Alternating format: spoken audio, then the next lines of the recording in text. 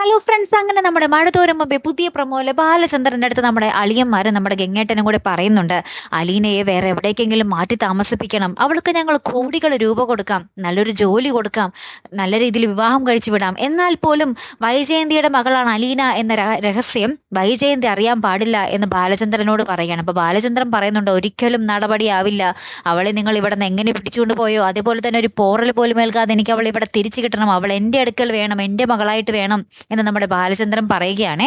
അപ്പുറത്ത് നമ്മുടെ ഹോസ്പിറ്റലിലെ സിസ്റ്റർമാര് നമ്മുടെ വൈജയന്തിയുടെ അടുത്ത് ഇങ്ങനെ പറയുന്നുണ്ട്, നിങ്ങൾ നോക്കാൻ ബൈസ്റ്റാൻഡറായിട്ട് നിന്നിരുന്ന മൂത്ത മകളെ കാണാനില്ല എന്ന് അവിടെ പറയുന്നുണ്ട് എന്ന് പറയുകയാണ്. അപ്പൊ വൈജയന്തിക്ക് ഉള്ളിനുള്ളിൽ സന്തോഷമായിരിക്കും അല്ലെ. പിന്നീട് നമ്മുടെ ബാലചന്ദ്രൻ പോലീസിനെ വിളിച്ച് വരുത്തുന്നുണ്ട്. എന്നിട്ട് പോലീസുമായിട്ട് നമ്മുടെ അളിയന്മാരും എല്ലാവരും കൂടെ ആ അലീനയെ പൂട്ടിയിട്ടിരിക്കുന്ന സ്ഥലത്തേക്ക് ചെല്ലുന്നു. അവിടെ വെച്ച് ആ ഒരു ജനലിലൂടെ തന്നെ നമ്മുടെ അച്ഛൻ നമ്മുടെ ബാലചന്ദ്രൻ അലീനയെ കാണുമ്പോഴുണ്ടല്ലോ, അലീന വേഗം ഓടിച്ചെന്ന് ആ ജനലിൻ്റെ അവിടെ കൂടി ഇങ്ങനെ നമ്മുടെ ബാലചന്ദ്രനെ ഭയങ്കരമായിട്ട് ഇങ്ങനെ തടവുകാട്ടോ. ഒരു അച്ഛൻ്റെ സ്നേഹം മകൾക്കും മകളുടെ സ്നേഹം അച്ഛനും കുറച്ച് നേരങ്ങൾക്ക് ശേഷം തിരികെ കൊടുക്കുന്ന ഒരു നിമിഷങ്ങൾ ഭയങ്കര ഭംഗിയായിട്ട് കാണിക്കുന്നുണ്ട്.